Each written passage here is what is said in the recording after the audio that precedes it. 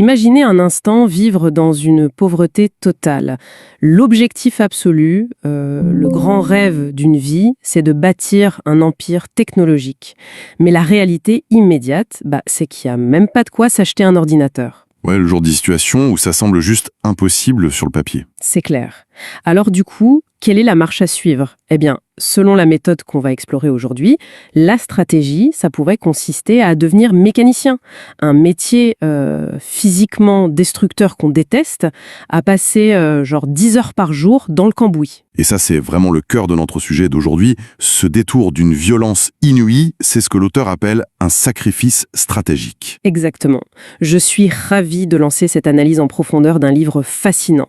C'est l'ouvrage du Tchadien Amin Bishara Amin qui s'intitule « Sur le chemin de mes rêves », publié aux éditions Plume Afrique. Et ce qui est super intéressant avec cette source, c'est qu'on n'est pas du tout sur un énième manuel de motivation avec des phrases toutes faites. C'est presque clinique en fait. Ça dissèque la mécanique pure de l'accomplissement. L'auteur, il traite pas le succès comme un coup de chance ou un truc mystique. Pour lui, c'est une vraie architecture mentale. Voilà, une ingénierie. Et notre mission aujourd'hui pour notre audience, c'est vraiment d'extraire cette feuille de route. On va décortiquer comment combler ce gouffre énorme entre là où on est et là où on veut aller, mais sans se noyer sous l'information. Ouais, parce que le livre balance une idée assez paradoxale dès le départ.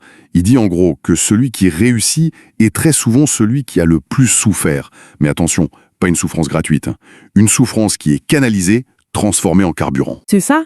Sans fondation solide, toute action, elle sert à rien. Faut cartographier le terrain avant de courir. Et justement, cette première étape d'introspection, elle commence par la méthode des 3 questions.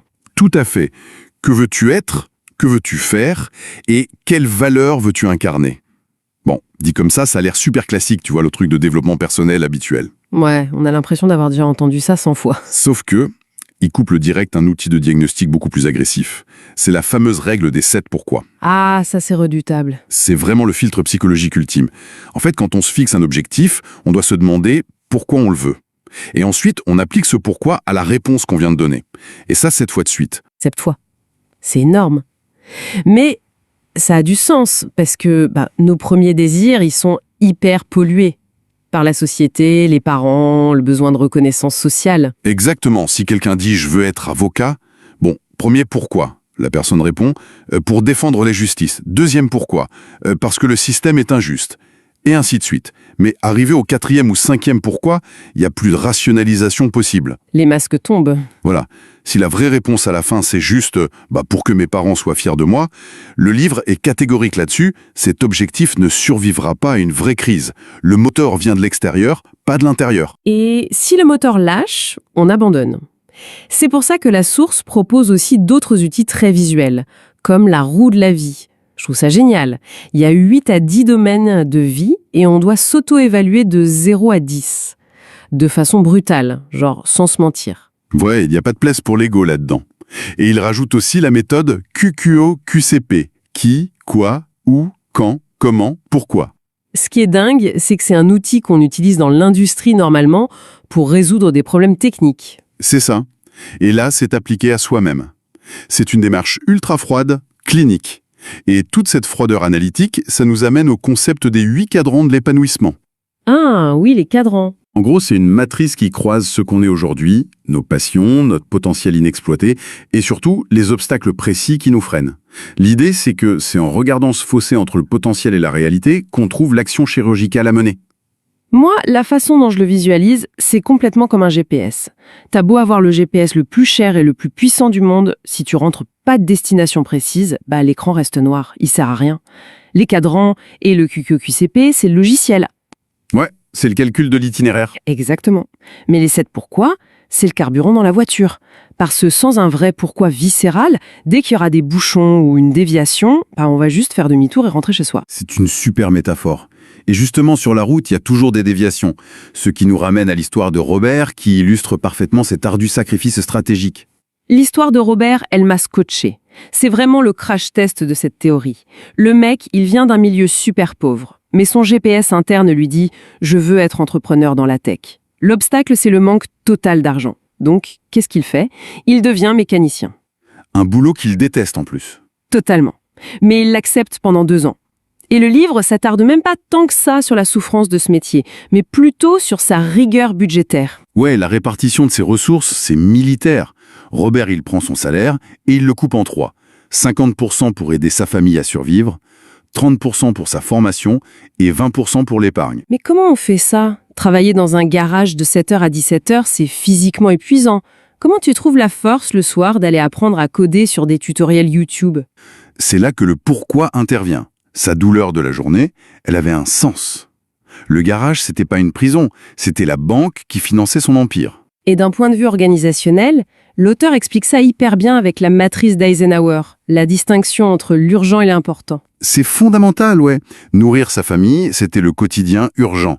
Mais se former au code, c'était l'objectif important à long terme. En bloquant ses 30% de budget et ses soirées pour ça, il s'est assuré que l'urgent ne dévore jamais l'important. Et pour pas se noyer face à la montagne de travail, il y a la méthode SMART. Faut découper la vision. Robert n'a pas essayé de construire son entreprise en un jour. Il a pris son grand rêve et il l'a découpé en années, en mois, en semaines, jusqu'à la petite tâche quotidienne. Ouais, il a fait rentrer un rêve géant dans des journées de 24 heures. Et au final, les intérêts composés de tout ça ont payé. Avec son épargne de 20%, il s'achète un ordinateur. Avec ses compétences nocturnes, il crée un jeu vidéo. Et paf, il le vend 7 millions de francs CFA. C'est incroyable. Et c'est que le début. Exactement. Avec ce capital, il lance une ferme, puis un resto, puis une boîte dans l'immobilier, et il finit par créer la fameuse entreprise technologique qu'il voulait depuis le début. C'est une ascension chirurgicale. Mais bon, sur le papier, ça a l'air parfait. Seulement, la vie, c'est pas un fichier Excel. Il y a toujours des imprévus. L'auteur cite même des séries comme Suits ou Prison Break pour ça. Ouais, les plans de génie à la dernière seconde, il y a toujours un grain de sable qui vient tout casser. La capacité d'adaptation, c'est la seule constante. Et pour illustrer ça, le livre nous parle de la résilience absolue d'Abraham Lincoln. Ah, l'exemple de Lincoln est frappant. Quand tu lis la liste de ce qu'il a traversé, c'est terrifiant. Il perd sa mère, sa sœur, puis sa femme, plusieurs de ses fils. Il fait faillite, il est ruiné, il fait des grosses dépressions. Et politiquement, c'est un enchaînement de défaites aux élections. Jusqu'à ce qu'il finisse par devenir le 16e président des États-Unis. C'est beau, mais honnêtement, en lisant ça, je me suis posé une question philosophique. J'ai eu envie de repousser un peu l'argument de l'auteur. Vas-y, je t'écoute. À quel moment la frontière entre la résilience noble et l'obstination purement destructrice est franchie? Je veux dire, si un individu échoue personnellement, financièrement, politiquement, et ça en boucle, à quel moment l'univers te dit pas juste « Hey, arrête, tu fais fausse route ». Comment la méthode fait la différence? C'est une excellente objection. Et l'auteur y répond avec une phrase assez puissante. Les épreuves que l'on trouve sur son parcours sont adaptées à son potentiel. En fait, dans ce système de pensée, l'échec, c'est pas un feu rouge, c'est un diagnostic. Donc la différence, c'est vraiment la façon dont on traite l'information de l'échec. Exactement. L'obstination stupide, c'est de refaire exactement la même chose en espérant que ça marche par magie. La résilience, selon l'ouvrage, c'est de s'ajuster après chaque claque. Lincoln, il n'a pas fait la même campagne perdante pendant 30 ans. Il a changé ses discours, il a changé ses alliances, il a appris de ses erreurs. D'accord, je comprends la nuance. Mais se recalibrer constamment comme ça demande une énergie mentale colossale. La volonté humaine, elle a des limites. Elle finit par s'épuiser. Et c'est pour ça que la source introduit la notion des 4 piliers de l'équilibre. Ouais, le développement holistique. L'idée de base, c'est que tu peux pas avoir un esprit de guerrier dans un corps à l'abandon ou entouré de relations toxiques. Faut entretenir la machine. Les 4 piliers, c'est physique, mental, spirituel et social. Sur le plan physique, l'approche est hyper pragmatique. Le sport, c'est pas pour avoir des abdos sur la plage. Non, c'est du purement comme un antidépresseur naturel. C'est l'outil biologique pour évacuer les hormones de stress et garder le cerveau lucide pour faire les bons choix stratégiques. Et pour le pilier mental, j'ai trouvé l'angle de l'auteur presque contre-intuitif. On est dans un livre qui prône une discipline militaire. Et pourtant, il insiste énormément sur la nécessité de la déconnexion. C'est vital. Il encourage carrément à aller dans la nature, à voir des amis, ou même à jouer aux jeux vidéo. Jouer aux jeux vidéo. Ouais, dans un manuel de réussite. Ouais, parce que le cerveau a besoin d'une purge programmée de la pression. Sinon, le système grille de l'intérieur. C'est très vrai. Ensuite, on a le spirituel et le social. Pour le spirituel, la gratitude est présentée comme le vrai moteur. Ça permet de valoriser les ressources qu'on a déjà. Et il y a cette règle d'or, faire tout le travail d'abord sans remettre à Dieu ensuite. Le résultat que tu peux pas contrôler. Et concernant le pilier social, l'impératif, c'est d'être utile à l'humanité. L'auteur cite des parcours comme ceux d'Elon Musk, de Thomas Sankara ou de Nelson Mandela. Les réussites qui durent, elles sont souvent attachées à une mission plus grande que soi-même. Il lie même ça au karma, l'idée que si tu sèmes du positif dans la société, l'onde de choc te reviendra toujours. Et pour naviguer dans ces relations sociales, il y a un concept que j'ai trouvé brillant dans le texte, c'est l'illusion d'optique du 6 et du 9. Ah oui, cette image mentale, c'est génial. En gros, t'imagines deux personnes face à face, avec un chiffre peint sur le sol entre eux. C'est ça. L'un regarde par terre et dit « c'est un 6 ». Et l'autre, depuis son côté, regarde le même dessin et s'énerve en disant « mais non, c'est un 9 ». Et la réalité psychologique de ça, c'est que factuellement, les deux ont raison depuis leur point de vue. L'ouvrage explique que si tu arrives à accepter que deux personnes puissent avoir une vision complètement opposée et que les deux soient vraies en même temps, bah tu débloques tout. Ça tue l'ego sur le coup. Au lieu de gaspiller ton énergie mentale à essayer de prouver à l'autre qu'il a tort, tu utilises cette énergie pour résoudre le problème ensemble. C'est une compétence de leadership incroyable. Absolument. Mais bon, la théorie c'est bien, mais comment tout ça s'applique dans le monde réel ? Surtout pour la jeunesse d'aujourd'hui. Le livre propose plusieurs études de cas, et celle de Bachir est assez représentative. Ah, Bachir, le vendeur de citrons qui voulait devenir diplomate. Son rêve, c'est la diplomatie internationale, mais au départ, il a rien. Zéro. Alors il commence par vendre ses propres livres de cours, il récolte la somme ridicule de 6 000 francs CFA. Avec ça, il achète quelques citrons qu'il revend. Il fait un tout petit bénéfice qu'il réinvestit dans des tomates. Puis des oignons. Et petit à petit, son tablier de fortune devient une vraie épicerie. Et ce qui est fou, c'est qu'il applique exactement la même règle que Robert le mécanicien, la ségrégation budgétaire totale. 50% des revenus pour acheter de la marchandise, 30% pour la survie de sa famille et 20% d'épargne stricte. Et c'est cette petite épargne, accumulée grâce à des citrons et des tomates, qui finit par payer son inscription dans une université américaine en ligne. Le jour, il tenait son commerce, la nuit, il étudiait la diplomatie. Jusqu'à l'obtention de son diplôme. Aujourd'hui, il est diplomate international. Ça prouve que peu importe où tu commences, c'est la façon dont tu alloues tes maigres ressources qui compte. Tout à fait. Une autre étude de cas qui m'a marquée, c'est celle de Lamar. Elle est différente parce qu'elle parle du risque de tout quitter. Lamar, il avait une vie confortable, il était secrétaire dans la ville d'Atsi. Mais en faisant son introspection, l'exercice des pourquoi, il a réalisé qu'il ressentait un grand vide. Son confort n'avait pas de sens. Donc il part pour la capitale, N'Djamena. Et là, c'est la chute libre. Le livre romance pas du tout le risque. Lamar se retrouve vraiment dans la rue. La précarité extrême. Il y a des passages où l'auteur raconte qu'il ne mangeait que du riz blanc avec un peu de sel pendant des jours. Et le désespoir le pousse à faire des erreurs. Il se fait arnaquer dans un système de Ponzi, il perd tout. Mais le moment pivot, c'est une rencontre super banale. Lamar marche au bord de la route, il en peut plus. Et un jeune entrepreneur, qu'on surnomme Caviar, qui s'arrête en moto pour le prendre en stop. Ce trajet en moto change sa vie. Caviar discute avec lui et finit par lui prêter des livres de développement personnel, dont le fameux « Réfléchissez et devenez riche ». Et la lecture de ce livre, ça reprogramme complètement le cerveau de Lamar. Il réalise que son problème, c'était pas le manque d'ambition, c'était l'absence de méthode. Il arrête de chercher de l'argent facile, il structure ses actions, et aujourd'hui, c'est devenu un manial immobilier avec le Lamar Corporation Group. L'impact d'une seule rencontre. Ça fait le lien parfait avec la dernière étude de cas, celle de Sarah et Vanessa. Là, on touche vraiment au pilier social et à la façon dont un traumatisme peut remodeler un destin. C'est l'histoire la plus intense du livre. On a deux filles opposées. Vanessa, c'est l'étudiante studieuse, discrète. Et Sarah, c'est la fille un peu superficielle, matérialiste, hyper hautaine avec les autres. Jusqu'au jour où Sarah tombe dans un guet-apens.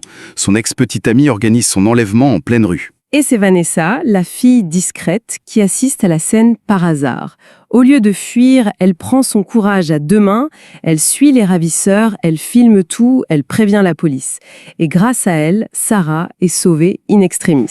Le choc psychologique pour Sarah est immense. Son ancienne vision du monde, complètement superficielle, vole en éclats. Elle est métamorphosée. Elle trouve enfin son fameux « pourquoi » viscéral. Elle crée une ONG pour protéger les droits des femmes.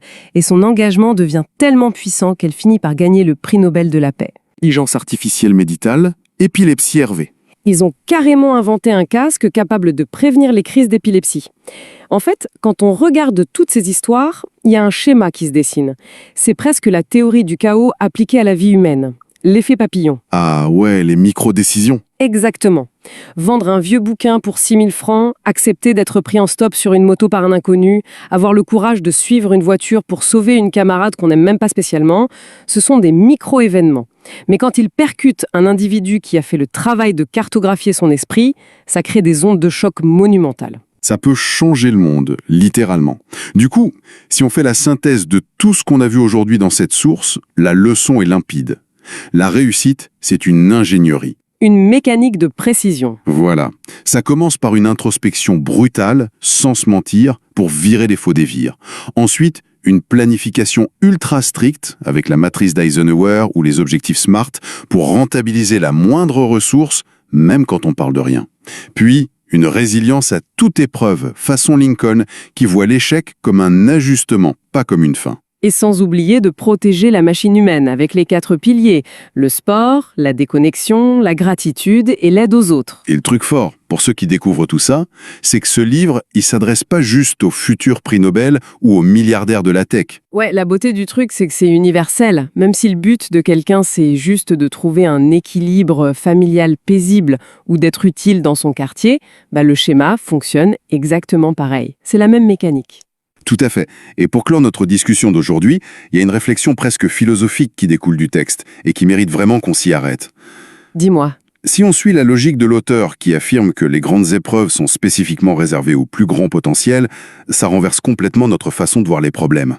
C'est-à-dire ? Ça veut dire que la pire difficulté, le plus grand obstacle qui se trouve dans la vie d'une personne en ce moment, c'est peut-être pas une punition, c'est peut-être un miroir. Un miroir qui lui montre la taille exacte et l'immensité de ce qu'elle est capable d'accomplir si elle décide de se battre. Un compliment déguisé du destin, en fait. C'est ça. C'est une pensée incroyable sur laquelle méditer. Celui qui réussit est souvent celui qui a le plus souffert.